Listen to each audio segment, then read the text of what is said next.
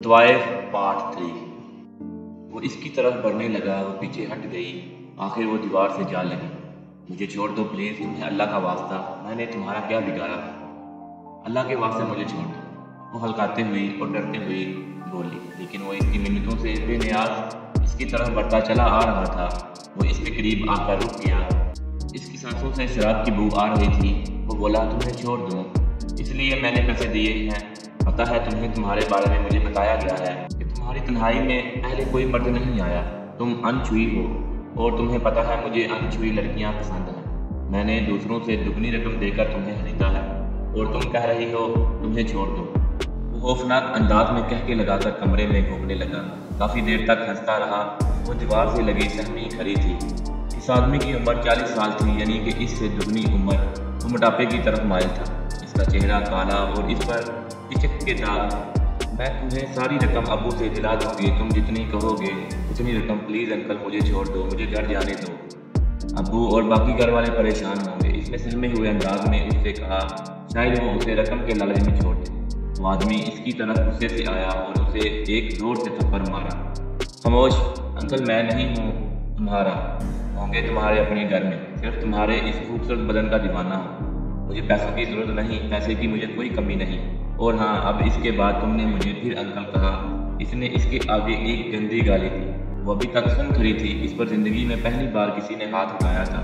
غلطی کی میں نے اسے پہلے طوائف کے انداز سکھائے جاتے، بعد میں آتا تو اچھا تھا، لیکن میں بے صبرا آ گیا، اب بھگتوں۔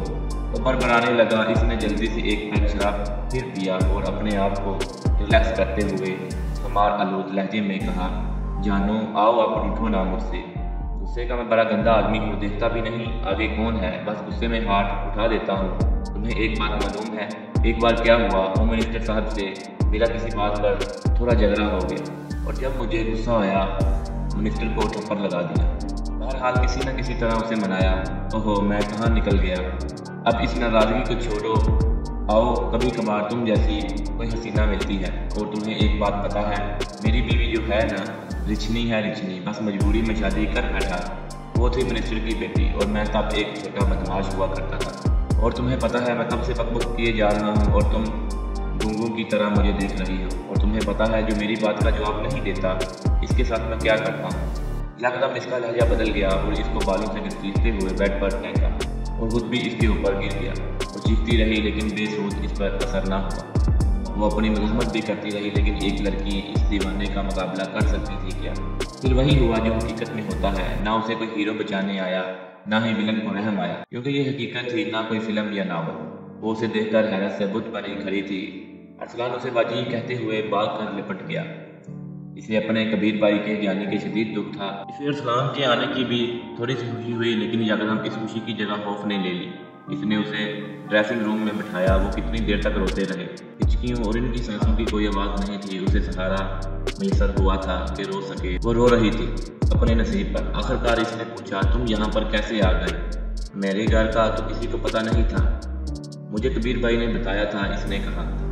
وہ ایک خطرناک کیس پر کام کر رہا ہے، اس میں اس کی جان کو بھی خطرہ ہے۔ اس نے مجھ سے وعدہ لیا کہ یہ بات میں کسی کو بھی نہیں بتاؤں، پھر میں نے تمہارے بارے میں بتایا، اس نے روتے ہوئے کہا۔ وہ بھی رونے لگی۔ اسے یقین ہی نہیں آ رہا تھا کہ اس کا بھائی اب اس دنیا میں نہیں رہا۔ میں بد نصیب ہوں، مجھے ارسلان سے نہیں ملنا چاہیے، ارسلان کو روک دو کہ اب وہ میرے گھر نہ آئے، اگر اس نے ضد کی تو میں دوسرا گھر لے لوں گی، کہیں مجھ منوس کی وجہ سے اسے بھی خدا نخواستہ کچھ ہو جائے۔ اس نے سر اٹھا کر اپنے بھائی کی طرف دیکھا۔ اس کے کل 2 بھائی تھے اور ایک بہن جو اس سے چھوٹی تھی۔ کبیر سب سے بڑا تھا۔ کبیر کے بعد وہ مہربانو پیدا ہوئی تھی، اس کے بعد ارسلان، اور ارسلان کے بعد آخری بہن سائمہ۔ اب اس کا ایک بھائی رہ گیا تھا، اسے وہ کسی بھی صورت پر کھونا نہیں چاہتی تھی۔ اس نے اس کی طرف دیکھا۔ ایک لمحے کے لیے اس کے دل میں خیال پیدا ہوا، ارسلان کی شادی میں میں موجود ہوں، اتنی خوشی ہوگی، لیکن جلد ہی وہ خیال اس کے دل میں نکل گیا۔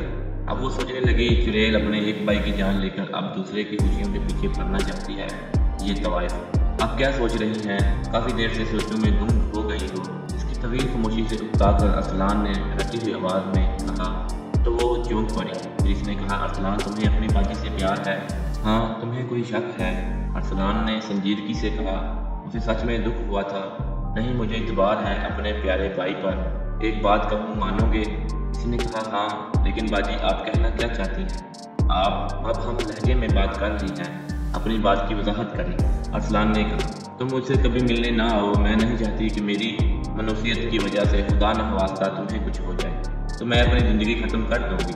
میری اس منوسیت نے پہلے میری خوشیاں چھینی، پھر کبیر بھائی کو زندگی سے محروم کیا، اب اگر تمہیں کچھ ہوا تو میں برداشت نہیں کر سکوں گی۔ اس نے کہا تو ارسلان کو شک ہونے لگا۔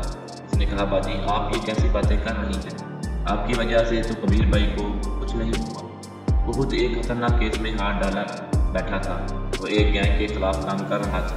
انہوں نے پہلے اسے خریدنے کی کوشش کی، لیکن کبیر بھائی نہ بکنے والے تھے، نہ وہ بکے۔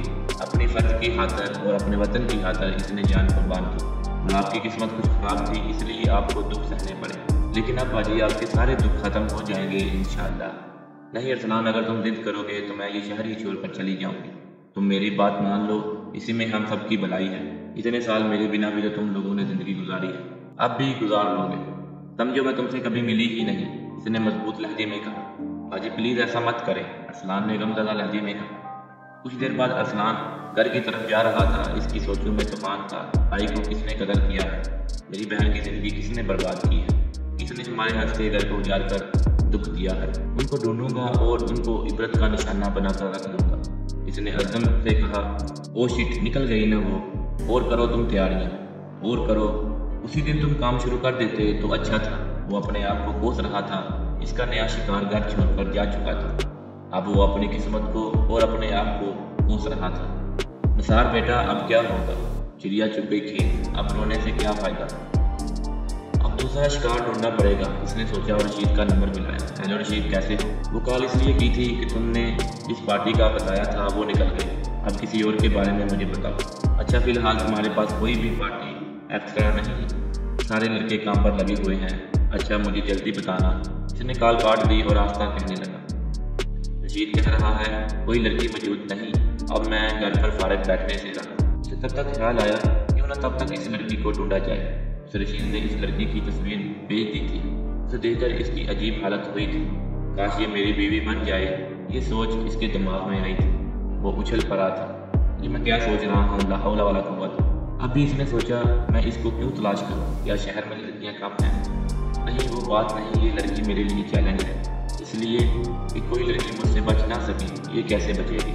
اس نے یہ کہہ کر اپنے آپ کو تسلی دی، لیکن حقیقت یہی تھی کہ وہ اسے پسند آ گئی تھی۔ اسے آج ہی خبر ملی تھی کہ اس کا کزن چچا زاد کبیر قتل ہو چکا ہے۔ السلام علیکم سحر بھائی، کیسے ہیں آپ؟ اسے صبح کے وقت ارسلان نے کال کی، اسے اس کی آواز غمزدہ لگی، اس کا دل دھڑکنے لگا تھا کہ کسی کو کچھ نہ ہو گیا۔